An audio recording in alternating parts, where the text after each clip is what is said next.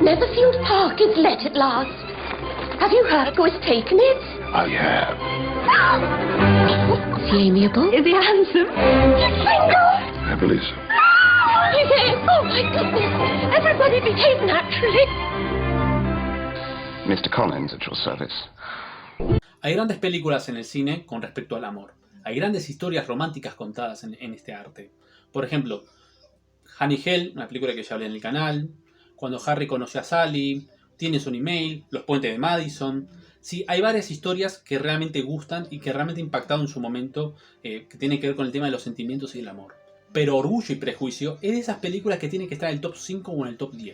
Es decir, es de esas películas que no puede faltar. Si te gustan las historias de amor, no puedes no ver esta película. Adaptada en la historia literaria de Jane Austen y que tuvo una miniserie en 1995, 10 años después, en el 2005, se adaptó para el cine. De la mano del director Joe Wright y acompañado por un elenco con Keira Knightley, Matthew McFadden, Rosamund Pike y Simon Booth.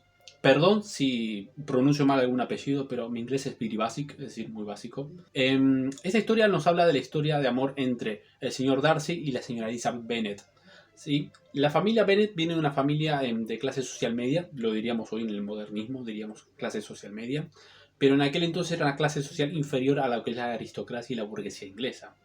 En esa época, estas clases y estas posiciones sociales eran muy importantes a la hora de tener en cuenta de entablar amistades o sobre todo entablar un matrimonio.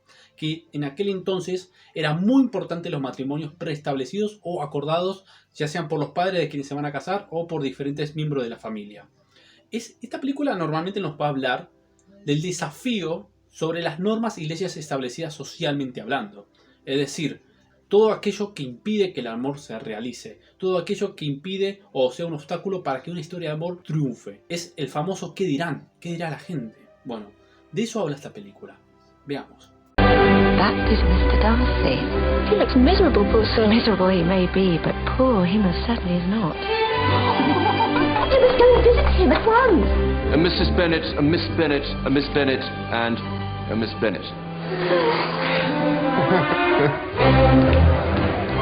Do you dance, Mr. Darcy? Not if I can help it. It's very strange. I do not have the talent of conversing easily with people. Perhaps you should practice. Primero que nada, lo que tenemos que hacer es ambientarnos sobre el contexto histórico en el que vamos a hablar de esta película.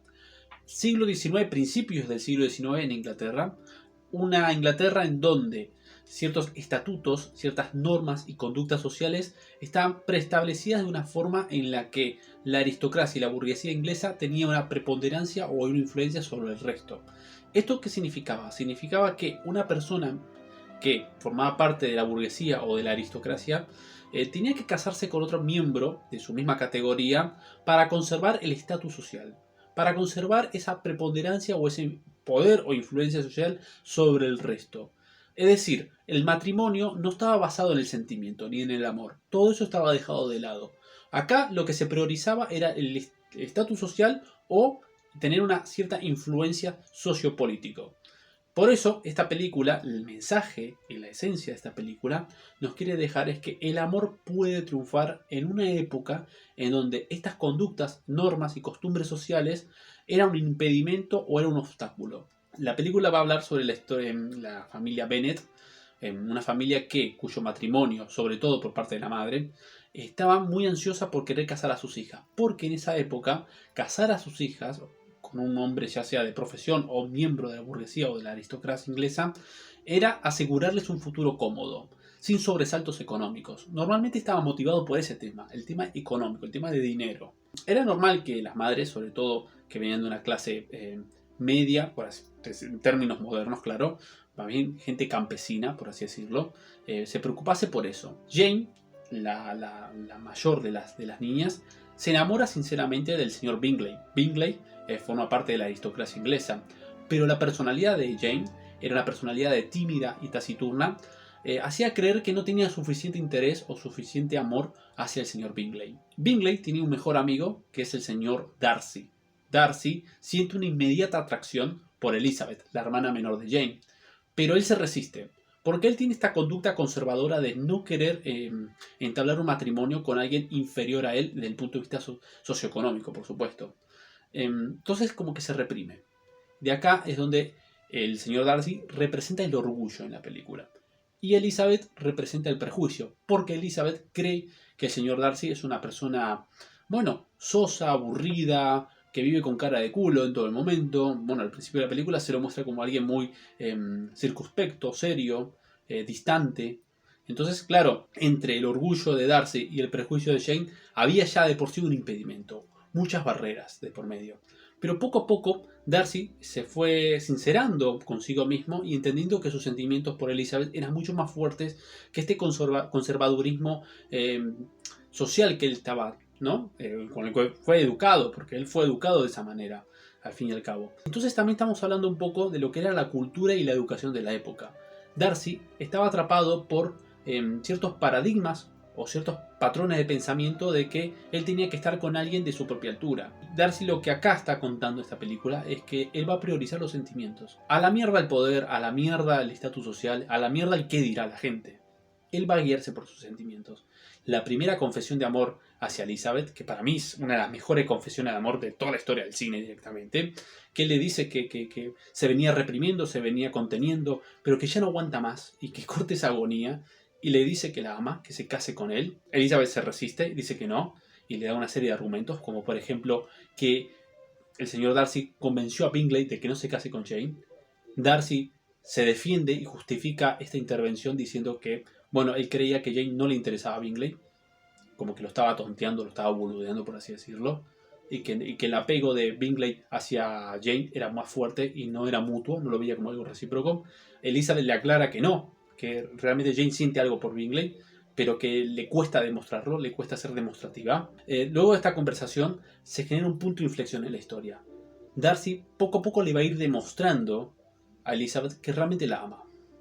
Por ejemplo, retractándose y convenciendo a Bingley de que se case con Jane. En un momento dado en la película, una de las hermanas de Elizabeth se va a huir con un soldado inglés de una forma, bueno, vergonzosa para aquella época. Porque tener relaciones sexuales fuera del matrimonio era como una insignia de vergüenza, estaba mal visto. Esto siempre desde el punto de vista moral de aquel entonces, ¿no? Para que la familia no caiga en esa deshonra, Darcy va a hablar con este soldado inglés que ya lo conoce de antes, que lo conoce de años anteriores. Rápidamente y sobre la marcha va a programar un matrimonio y de esa forma se casan y evitan el escándalo social, lo que sería una relación por fuera de matrimonio. De esa manera, Elizabeth va entendiendo que Darcy realmente le está demostrando su amor a través de estos actos. La última gran demostración de amor es que en un momento dado la tía de Darcy, que es alguien muy prominente, alguien muy poderosa, finalmente le advierte a Elizabeth, casi como amenazándola, de que no se junte con Darcy, de que no se case con él, que le sea indiferente si él le propone algo. Ante esto, Elizabeth recibe un insulto en su propia casa, la maltratan en su propia casa, ella no dice nada y, bueno, le da su palabra de que va a rechazar a Darcy si es que este le llega finalmente a proponer algo. Ya para finalizar la película, Darcy hace su segunda declaración de amor y le dice que claro, que todo lo que él hizo por ella, y que claro, que todo lo que él hizo lo hizo por ella, su principal motivación fue por ella. Entonces, acá la película está hablando de otra cosa. Es que no era una época en donde había mucha verborragia, ¿sí? Algo que sucede muy habitualmente hoy en día, por ejemplo. Y esto de hablar demasiado o dar demasiadas demostraciones de amor desde el punto de vista verbal, es que Darcy demuestra con su conducta y con su ejemplo de que realmente la ama.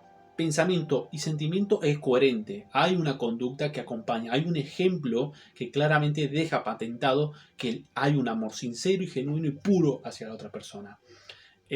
Lo tercero que quiero recalcar acá es que veo también cómo en esa época no se guiaban tanto por las pasiones carnales. Es decir, el sexo no era el principal motor para este tipo de uniones.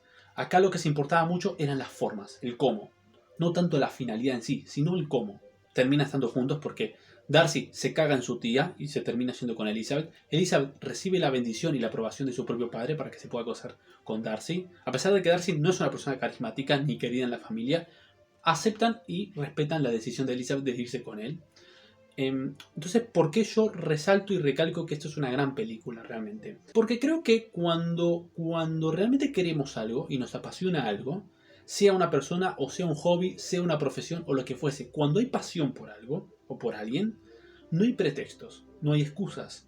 Realmente hay que ir detrás de eso. Yo creo que las verdaderas limitaciones ni siquiera son los modismos o las normas establecidas de la sociedad. Creo que acá las verdaderas limitaciones realmente son psicológicas. En todos los casos culturales, porque es algo educativo y las cuestiones educativas se heredan. La familia es el primer establecimiento educativo de una persona. Ni siquiera son las escuelas o los colegios, ni las universidades. Es la familia. Y yo creo que desde el punto de vista social, desde el punto de vista sociológico, esta película lo que nos habla es que hay ciertas rebeldías o ciertas sublevaciones que está bien. Que está bien.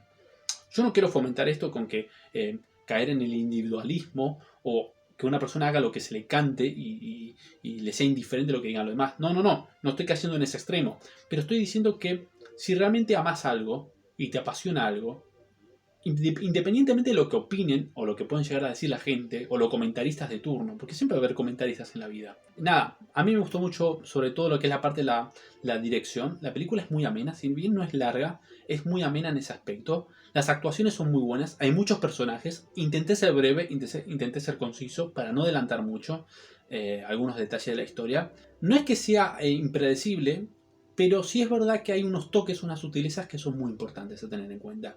Esto desafía mucho nuestra capacidad de observación, por supuesto. Así que nada, yo la recomiendo. No sé si sigue estando en Netflix, creo que la sacaron. Pero bueno, nada, cualquier cosa la pueden buscar y es una película sumamente conocida.